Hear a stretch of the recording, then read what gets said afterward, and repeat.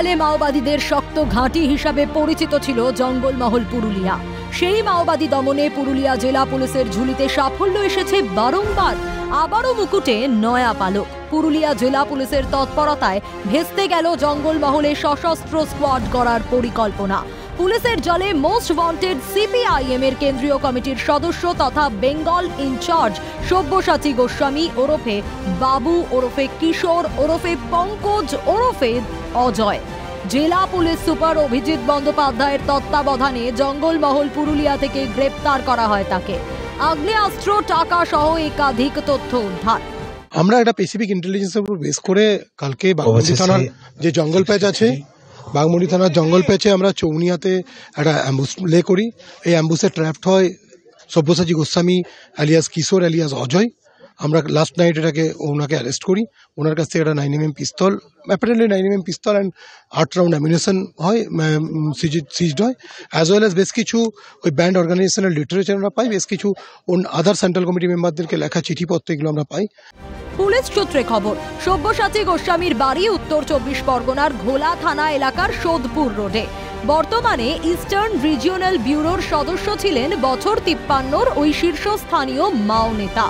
উত্তর পূর্ব ভারতের সঙ্গে বাংলার করিডোর তৈরির পরিকল্পনা ছিল মাওবাদীদের, যার দায়িত্ব দেওয়া হয় শীর্ষ নেতা সব্যসাচীকে।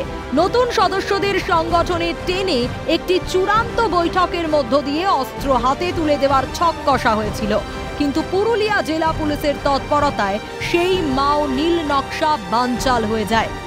এখন বর্তমানে যে বেঙ্গলের সিপিআই মাজিস্ট্রেট যে কার্যকলাপ সেটাকে রিভাইভ করার উনি was the incharge of Bengal. তো এখানে আর্ম মুভমেন্ট করার জন্য একটা চেষ্টা করছিল, বেশ কিছু সাবভার্সিভ অ্যাক্টিভিটিস এদের প্ল্যানিং এর মধ্যে ছিল, অ্যাজ ওয়েল এজ এখানে রিক্রুটমেন্ট এবং ফান্ড জেনারেট এবং ফান্ডগুলোকে এই অর্গানাইজেশনের কাজে ইউজ করার জন্য যে ব্যাপার ছিল সেটা করার উদ্দেশ্য ছিল। রিসেন্ট একটা মিটিং ছিল জঙ্গলমহলে, একটা শিডিউল মিটিং ছিল, সেটা আমাদের কাছে খবর ছিল। বেশ কিছু রিক্রুটমেন্ট করার চেষ্টা করছিল এবং বেশ কিছু লোককে ওই লাইনে রেডিক্যালাইজ করার চেষ্টা করছিল। এই নিয়ে 5 বার গ্রেপ্তার হলেন মাও নেতা। 2005 সালে গ্রেপ্তার করে সিআইডি। প্রত্যেকবারই জামিন পেয়ে আন্ডারগ্রাউন্ড হয়ে যেতেন তিনি। 2021 সালের পর একাধিকবার পুলিশের হাত থেকে ফসকে যান। এরপর 2022 সালের মার্চ মাসে অসমের গুয়াহাটিতে উত্তর পূর্ব ভারতে মাও কার্যকলাপ নিয়ে একটি মামলা রুজু হয়।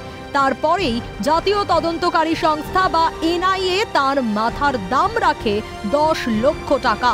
পুরুলিয়া জেলা পুলিশের এই কাজকে বড়সড় সাফল্য হিসাবে দেখছে রাজ্য পুলিশ।